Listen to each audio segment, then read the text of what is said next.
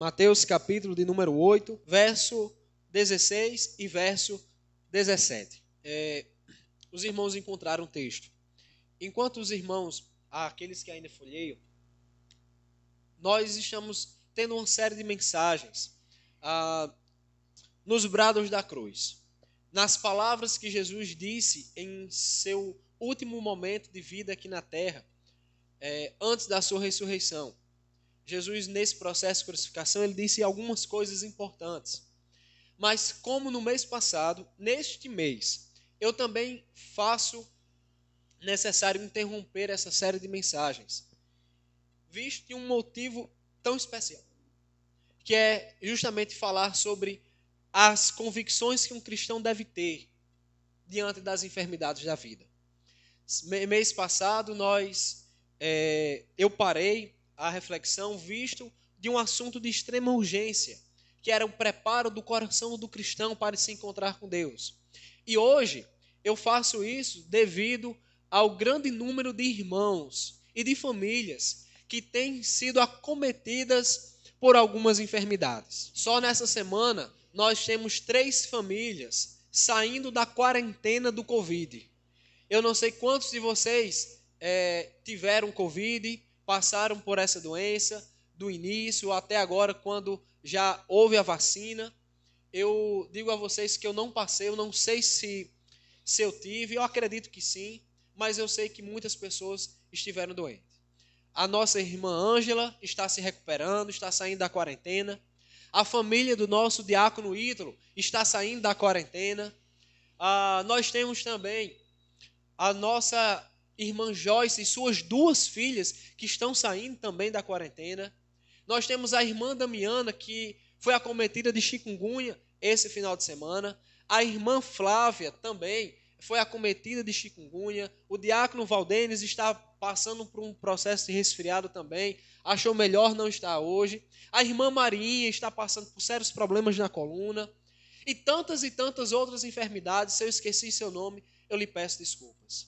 Mas quem de nós não temos na família alguém que está passando por alguma dificuldade durante com enfermidades? A irmã Neném sofre há tantos e tantos anos com problemas de dores crônicas.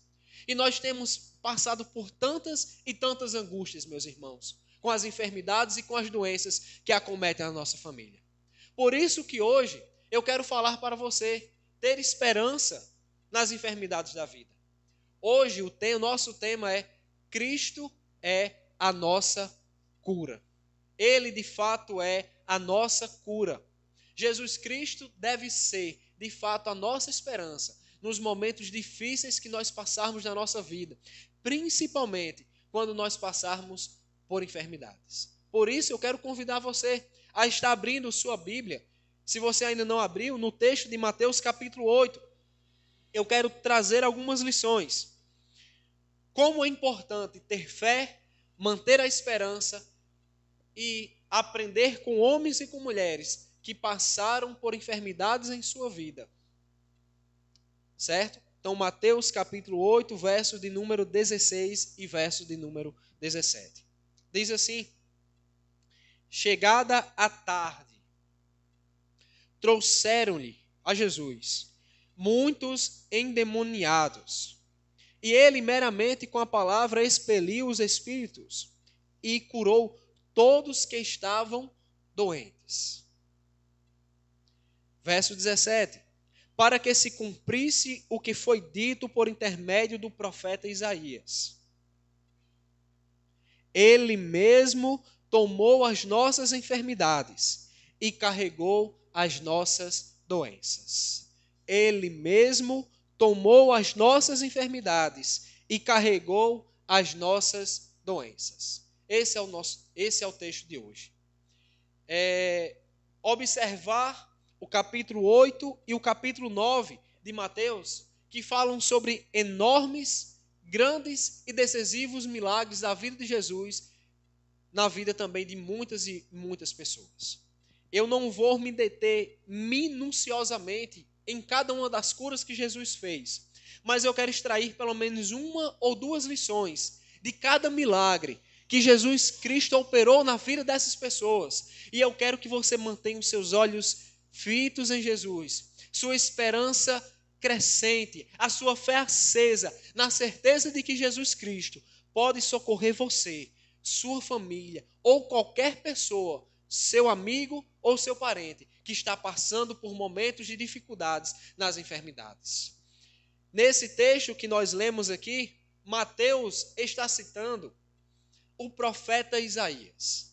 O profeta Isaías, ele viveu 700 anos antes de Jesus. E no capítulo 54, verso de número 3, ele cita então esse texto. Se eu não me engano, Isaías 53, verso de número 3 e verso de número 4. Ele cita esse texto para falar do servo sofredor, para falar do Messias que haveria de vir, para falar de fato de Jesus, o nosso Senhor. O texto de Isaías, no seu contexto, ele fala da nossa redenção. Ele diz que Jesus, que o Messias que viria, ele seria como Salvador e ele redimiria, ou seja, ele salvaria a vida das pessoas que se aproximassem dele. E quando nós observamos esse texto falando da redenção e da salvação, e nós vemos Mateus citando esse mesmo texto do Salvador, só que num contexto diferente. Isaías fala da salvação da alma e Mateus está falando da salvação do corpo. Talvez nós estejamos aqui diante de um texto que alguns possam falar: será que existe alguma contradição? Que tipo de doença foi que Jesus tomou sobre si? Será que Jesus tomou somente as doenças da nossa alma para nos perdoar e nos redimir, nos curar na alma? Ou será que Jesus tomou apenas as doenças físicas do nosso corpo? Que doenças foram que Jesus tomou sobre o seu corpo no madeiro, sobre a crucificação? Que doenças foram essas? Alguns acreditam que Jesus tomou apenas as doenças espirituais da alma. Mas se nós pensarmos que Jesus ele tomou apenas as doenças espirituais da nossa alma, nós estaríamos negando diretamente o texto de Mateus, que diz que Jesus tomou também sobre si as doenças do nosso corpo. O mesmo Senhor que cuida, que cuidou, que está cuidando das nossas almas, que tomou sobre si na cruz do Calvário as nossas enfermidades espirituais, que é bem verdade, porque ele tomou sobre si os nossos pecados, mas também ele se importou enquanto andou aqui com o nosso bem-estar físico. Jesus curou a vida de muitas pessoas. Jesus libertou a vida de muitas pessoas das doenças físicas. Mas também algumas pessoas acreditam que Jesus tomou apenas as doenças físicas. Muitos até acreditam que se você está doente, é porque você tem cometido pecados diante de Deus e a bênção de Deus não repousa sobre a sua vida. Mas eu quero dizer aos irmãos que isso não é verdade. As doenças físicas vêm sobre o justo e vêm também sobre o injusto. Não é verdade que estar doente significa que a bênção de Deus não está sobre sua vida. Quero lembrar a vocês de um homem chamado Jó. O homem que era reto, que era íntegro e que temia a Deus. Mas que, por uma luta e uma batalha espiritual e a vontade de Deus, ele foi acometido de uma doença, da qual levantava feridas em seu corpo. Feridas que que o texto bíblico relata, que ele fedia e que as pessoas de longe poderiam sentir o mau cheiro das suas enfermidades, das suas doenças do seu corpo. Disse que o único companheiro que lhe restou, dos seus amigos, da sua esposa, foi apenas um pedaço de caco de telha. O único companheiro daquele homem, tamanha era a sua enfermidade. Mas eu posso afirmar que no final das contas, Deus cuidou das feridas do seu corpo. Deus restaurou a saúde de Jó. Deus cuidou do bem-estar daquele homem. Ele trouxe então, meus amados irmãos, saúde e prosperidade na sua saúde, no seu corpo. Nesse texto que nós estamos lendo aqui, que nós lemos, é um texto maravilhoso, porque nós vamos descobrir que Jesus, ele é um médico não somente da alma, mas também ele é um médico de todo o nosso corpo. Ele cuida da nossa alma, mas Jesus também cuida do nosso bem-estar. Jesus se importa em perdoar os nossos pecados, mas Jesus também, pela sua graça, pela sua bondade, Ele também se importa com o seu bem-estar. Ele te ajuda nos momentos de doenças, Ele te ajuda até mesmo nas pequenas gripes e também nas grandes enfermidades da sua vida. Jesus Cristo, Ele é o médico do corpo e é o médico da alma, meu amado, minha irmã.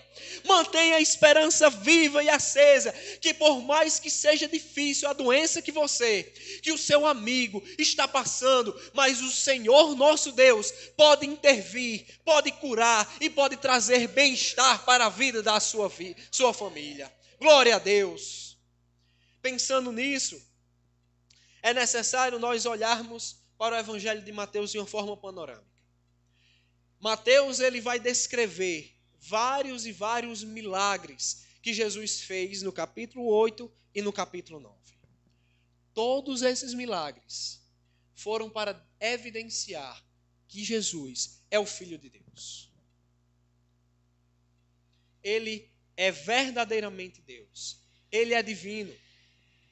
E todos esses milagres vão corroborar para manter a nossa esperança viva em Jesus.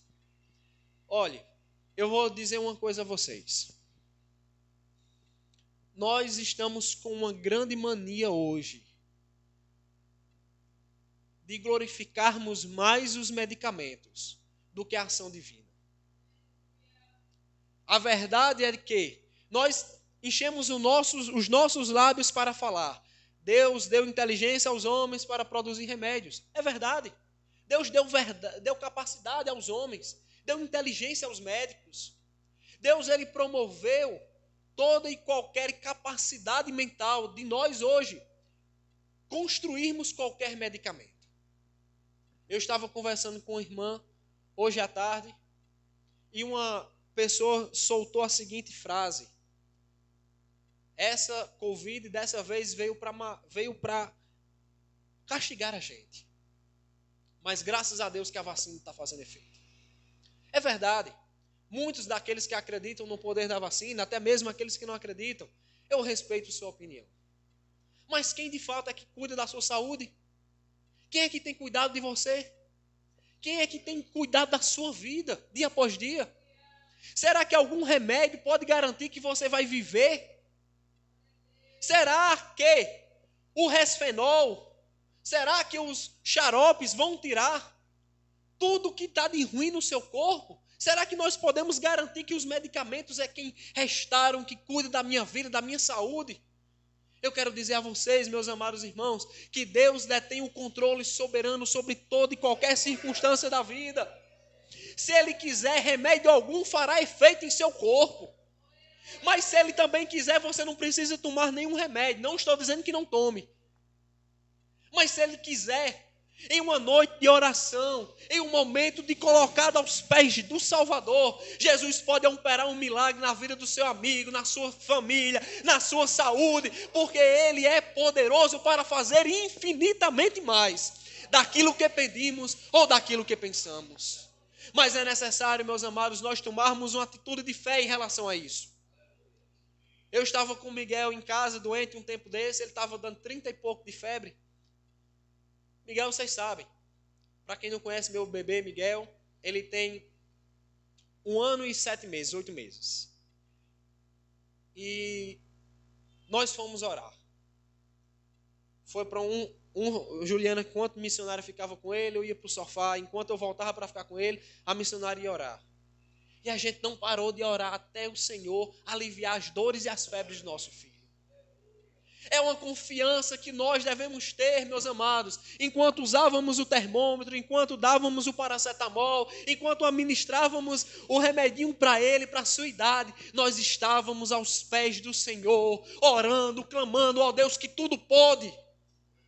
E nós não podemos perder a esperança. Não é somente um remédio, mas também a fé viva no nosso Deus. O nosso primeiro exemplo que nós devemos ter é o leproso. Mateus capítulo 8, verso de número 1.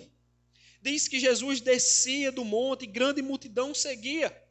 E eis que um leproso se aproximou de Jesus e o adorou, dizendo: Senhor, se quiseres, pode purificar-me. E Jesus então disse: quero, fique limpo. Nesse primeiro milagre, eu quero extrair uma lição importante para nós.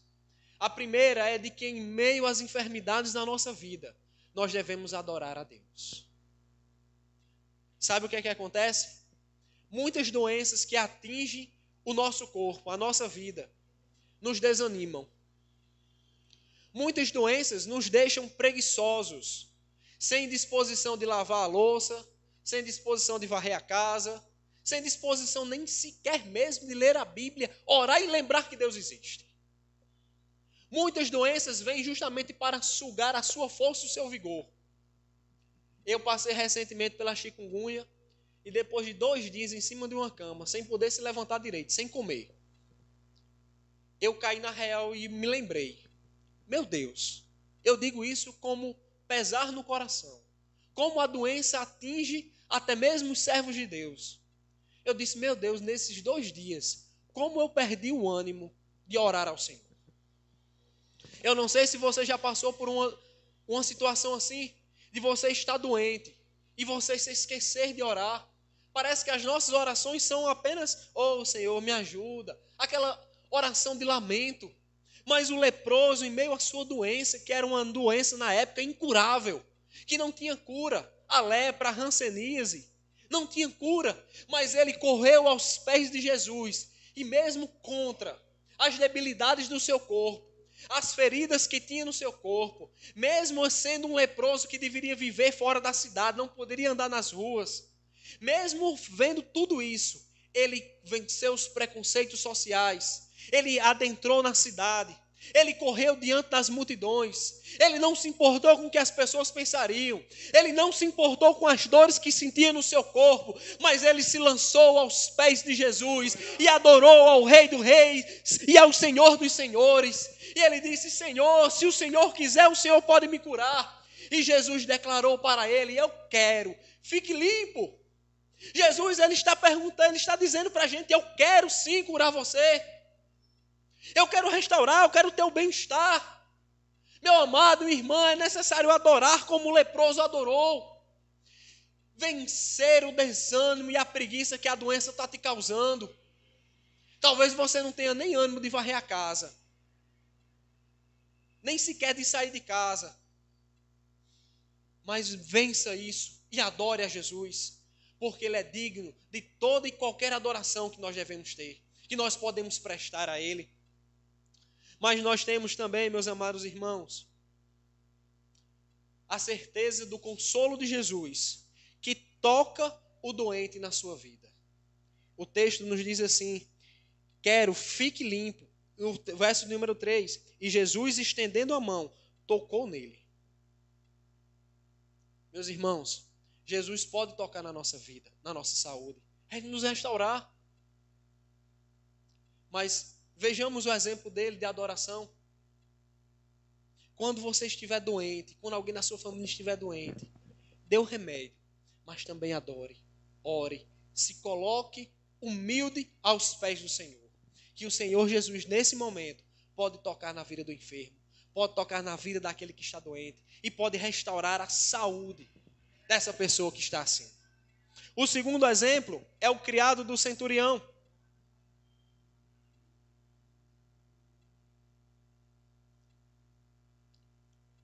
A partir do verso de número 5, Jesus entra numa cidade chamada Cafarnaum. E apresentou-se diante dele um centurião. O centurião é um soldado romano, que muitas das vezes maltratava o povo judeu, que muitas das vezes não cuidava do povo de Deus, do povo de Israel. Eles abusavam da sua autoridade. Imaginamos que o delegado da cidade chegasse na porta da nossa casa e proibisse do rapaz que abastece as caixas d'água da nossa casa, dissesse: nessa casa aí não vai ter água não. Se você não tiver poço dentro de casa, então você vai ficar ruim, porque a autoridade vai chegar e vai falar o que um cidadão pode ou não pode ter. E os centuriões, eles usavam muitas das vezes dessa autoridade. Porém, esse centurião é um centurião diferente. Ele é um homem que cuidava do bem-estar das pessoas daquela época. O texto de Lucas vai nos dizer que as pessoas rogaram para que cuidasse, que era que Jesus curasse o servo dele, porque ele cuidava muito bem das pessoas. Esse centurião, ele chega para Jesus e vai fazer um pedido. E esse exemplo é para você que está intercedendo por a vida de alguém que está doente. Talvez você tenha um amigo, tenha uma amiga que está passando um momento sério de doença na vida. E você está intercedendo por ela. Você está intercedendo por ele. Você está orando por um parente seu que está distante. Você está orando por uma pessoa que não é cristã, que não conhece a Deus. E esse exemplo do centurião é para ti. O centurião, então, ele pede a Jesus que cure o criado dele, que estava sofrendo horrivelmente em casa. Jesus disse: eu irei curá-lo. Mas o centurião respondeu a Jesus, disse da seguinte forma: Senhor, não sou digno de que entres em minha casa, mas apenas manda uma palavra e o meu rapaz será curado. Pois eu sei muito bem o que é estar sujeito à autoridade, porque eu tenho soldados ao meu comando, e eu digo a um: vá, e eu digo ao outro: faça isso, e ele vai e ele faz. Se o Senhor, com apenas uma palavra, declarar: meu criado será curado. O verso de número 10 disse assim: ouvindo isso, admirou-se Jesus e disse aos que o seguiam: em verdade vos afirmo que nem mesmo em Israel achei fé como esta. Meus irmãos, eu quero falar nesse momento para você que está intercedendo. A primeira de todas as coisas é que nós devemos ter em nossa consciência, nós que estamos intercedendo por alguém, que nós não somos dignos, que em nós não há mérito ou força alguma que faça com que Jesus, com o seu eterno poder, venha intervir em nosso favor. Não existem barganhas diante de Deus. Não existirá ninguém que poderá falar: Senhor, eu fiz isso, eu fiz aquilo, eu ajudo na igreja, eu dou uma oferta alta, então o Senhor é obrigado a fazer isso. Muitas pessoas em nosso tempo acreditam que elas podem determinar o que Deus irá ou não irá fazer. Mas o centurião, ele nos dá um exemplo para todos nós, de que a nossa casa é humilde demais, que o nosso amigo é pequeno demais, que a nossa condição é pobre, e que o Senhor Jesus, na cabeça daquele centurião, talvez ele dissesse assim: Senhor, não precisa se incomodar nem de ir lá. Mas o Senhor tem autoridade com apenas uma palavra: curar o meu servo mesmo que à distância, porque eu acredito que a doença está subordinada ao teu poder e à tua autoridade. Ele está mostrando para todos nós que não precisa você estar medicando o seu amiguinho. Se você não levar um remédio, ele não vai tomar, ele não vai ficar bom. Se você não fizer uma visita, a pessoa que está enferma em cima de uma cama não vai querer se levantar. E muitos de nós pensamos que a nossa presença com o nosso amigo é o que vai curar, o que vai melhorar ele. Mas eu te digo que aquele que pode fazer o teu amigo, aquela pessoa que você está orando, se levantar da cama, é a autoridade que Jesus tem, poder e autoridade para dos céus declarar a palavra de bênção, da saúde sobre a vida dessa pessoa que você está intercedendo. Por isso eu digo, meu irmão, minha irmã, acredite. Continue orando, continue intercedendo e colocando diante de Deus essa pessoa que você está orando, porque o Senhor é poderoso para que com apenas uma palavra determinar a vitória da bênção e da saúde na vida dessa pessoa que está enferma. Nós temos também um terceiro exemplo, que é o exemplo da sogra de Pedro. Brincadeiras à parte, Deus também cura sogra. Eu digo a vocês que nessa igreja eu só tenho um relato 90% de que as sogras são como uma mãe para as pessoas. A minha sogra, enquanto esteve viva, foi uma mãe, foi uma discipuladora, foi uma mulher de Deus para a minha vida. E me ensinou bastante. Eu, jovem demais, impetuoso, queria resolver tudo na mesma hora. Ela dizia, tu vai fazer isso para quê? Não, porque eu tenho que falar. Ela dizia, faça isso não.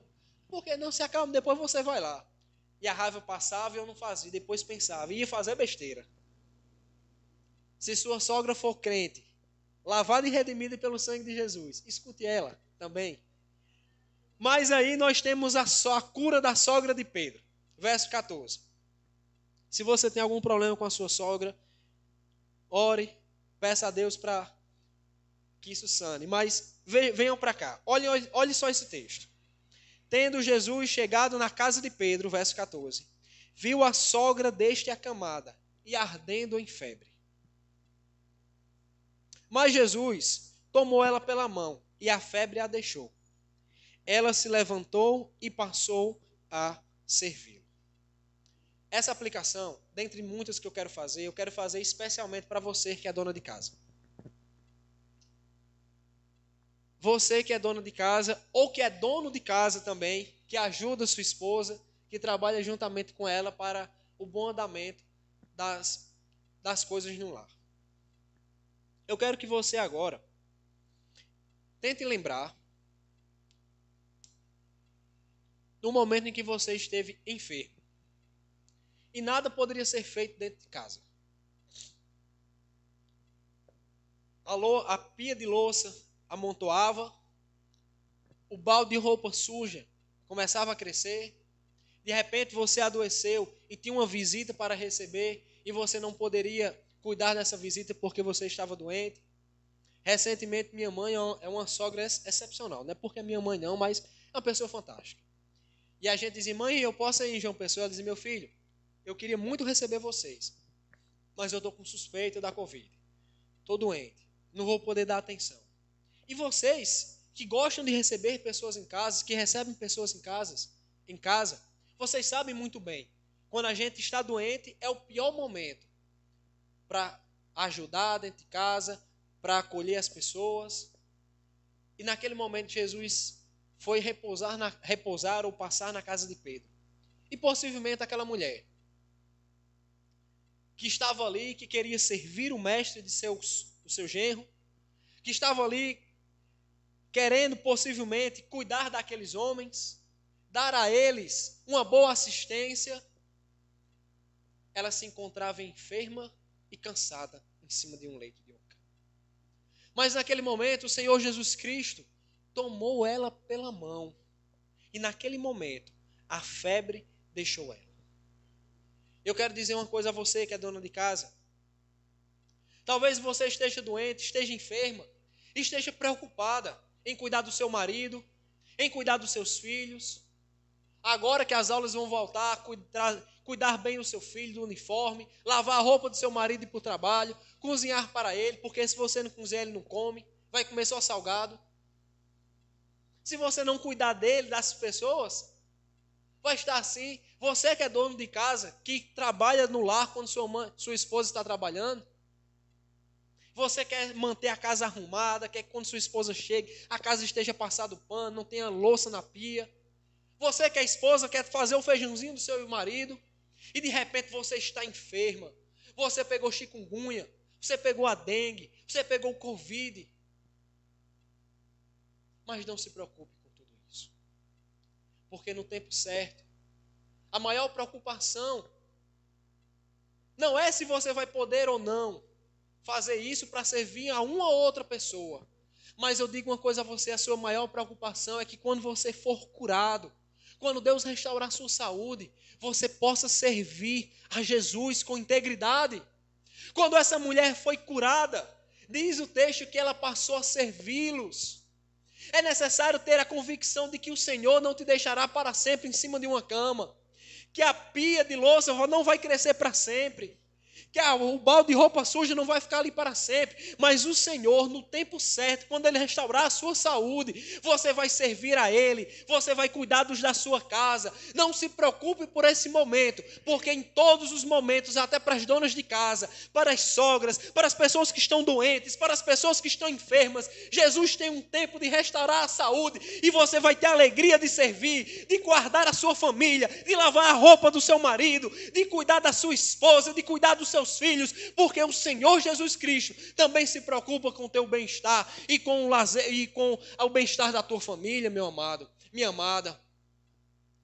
Talvez essas aplicações sejam novas para a sogra de Pedro, mas a verdade é essa, que muitas pessoas que estão doentes, elas se preocupam muito mais com os afazeres de casa do que com os afazeres do reino de Deus. Mas a sogra de Pedro mostra para nós que quando nós formos restaurados, é necessário olhar, acima de tudo, para o serviço do reino e servir a Cristo Jesus, o nosso Senhor.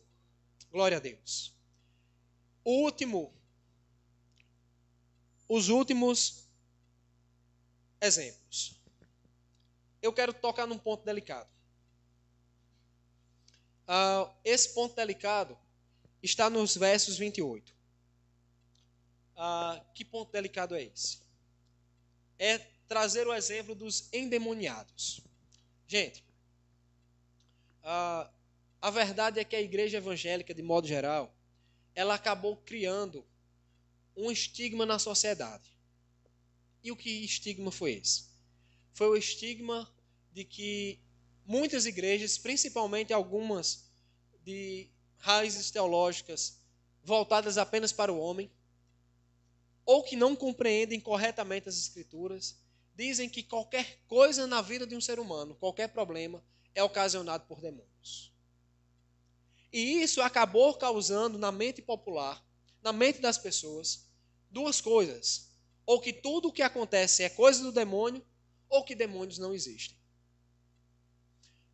É necessário que eu faça uma rápida explicação. O que são demônios? Talvez você tenha ouvido tanto essa palavra e pensa que é uma criação do mal que surgiu de um buraco negro. Não.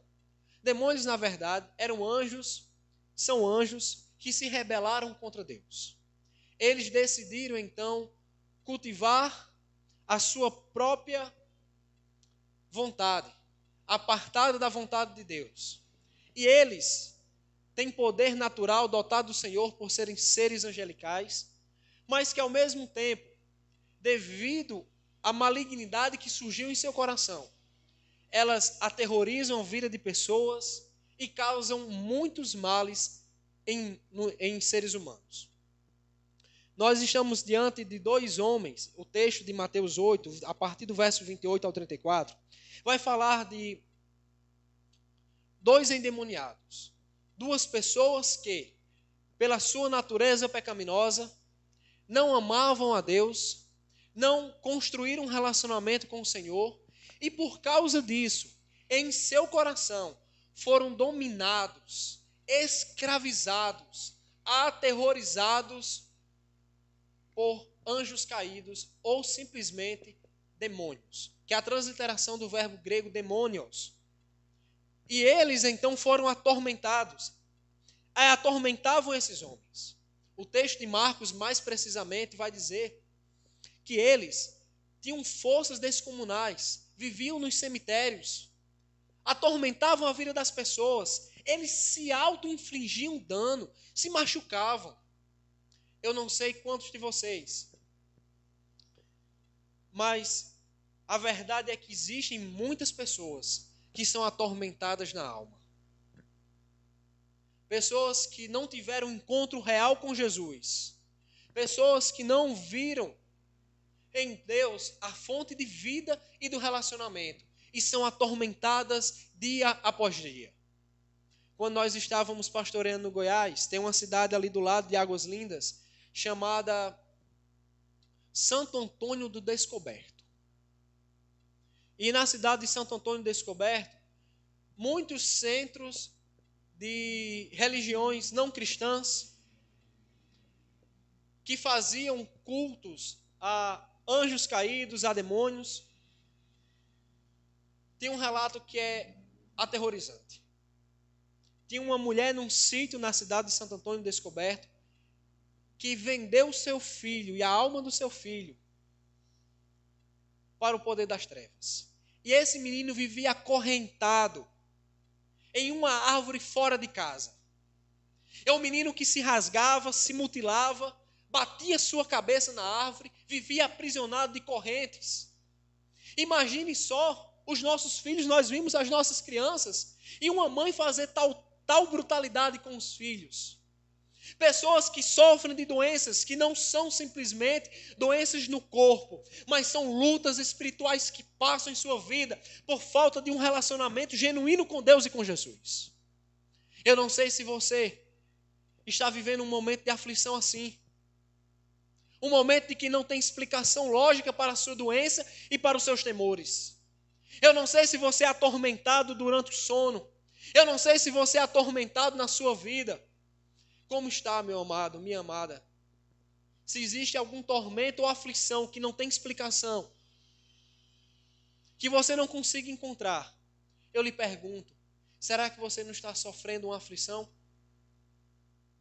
Mas a verdade é de que Jesus Cristo, Ele também pode te ajudar nesse momento. Ele pode libertar você e as aflições da sua alma, dessas opressões espirituais que vêm surgindo em sua vida. O texto nos vai dizer que Jesus então ordenou que aqueles espíritos imundos saíssem daquele homem. Queridos, Jesus Cristo ele tem um poder sobrenatural sobre todas as coisas. O Evangelho de Mateus, capítulo 8, mostra que Jesus tem poder sobre as enfermidades físicas. Verso de número 23 diz que Jesus tem poder sobre a natureza, sobre as coisas que existem, sobre o vento e sobre o mar. E esses versos de número 28 ao 34 mostram que Jesus tem poder até mesmo sobre o domínio espiritual do mal. Mas o capítulo de número 9 é um capítulo especial para todos nós.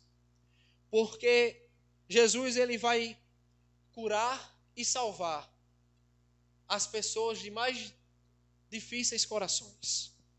Verso de número 10 diz: E sucedeu que, estando ele em casa, à mesa muitos publicanos e pecadores. No texto grego, esses termos aqui significam literalmente homens de baixa reputação. Vieram e tomaram lugar com Jesus e os seus discípulos.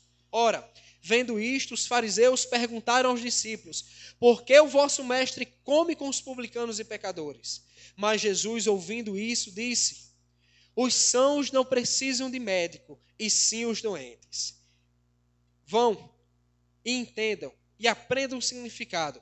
Misericórdia eu quero e não sacrifícios, pois eu não vim chamar os justos, e sim pecadores ao arrependimento. Meus irmãos, eu encerro essa mensagem dizendo uma coisa muito importante. Que apesar de que você acredite que Jesus tem poder para curar as doenças da alma, que você tem poder, que Jesus tem poder para curar as doenças espirituais, que Jesus tem poder de curar as pessoas que nós intercedemos, que Jesus ele ajuda até mesmo as sogras e as donas de casa a recuperarem o ânimo para servir. Mas acima de tudo, Jesus ele nos ajuda também nas nossas fraquezas, dos nossos pecados. A graça dele alcança cada um de nós. Mais vale a cura dos nossos pecados do que a cura do nosso corpo.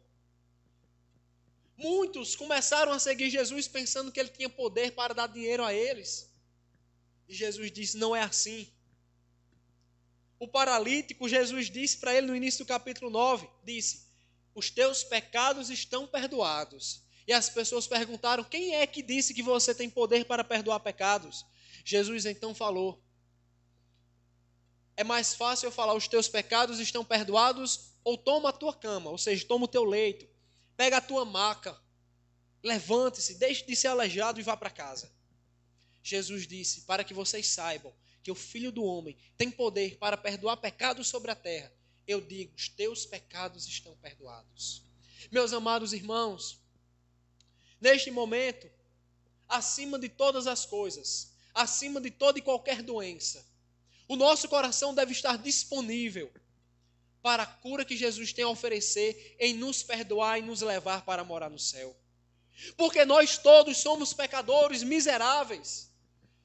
Nós todos estamos fadados à nossa justiça própria. Por isso que Jesus disse, eu não vim chamar o justo, ou aquele que pensa que é justo, mas eu vim chamar os pecadores. Eu vim chamar aqueles que sabem, que têm convicção no seu coração, que não podem salvar a si mesmos, que vêm até a mim ouvir a mensagem da salvação e do Evangelho. O Senhor Jesus Cristo salvou aqueles homens de baixa reputação. O Senhor Jesus Cristo também, nesta noite, está mostrando que Ele tem o poder de te salvar e de te perdoar. Curar a tua alma, curar o teu corpo, manter a esperança viva e acesa em teu coração e mostrar para todos nós que nos achamos justos e fortes, que o único que pode, de fato, restaurar a nossa cura e a nossa saúde e acima de todas as coisas, como nós lemos no início, que Ele tomou sobre si as nossas enfermidades e carregou as nossas doenças. É que Ele carrega as doenças do pecado e as doenças do corpo. Que essa mensagem de hoje, que Cristo é a nossa cura, não fique somente no campo do corpo e da saúde, mas que também invada o nosso coração e transforme-nos dia após dia. É assim que eu oro, encerrando este momento de reflexão, em nome do Senhor Jesus Cristo. Amém e amém.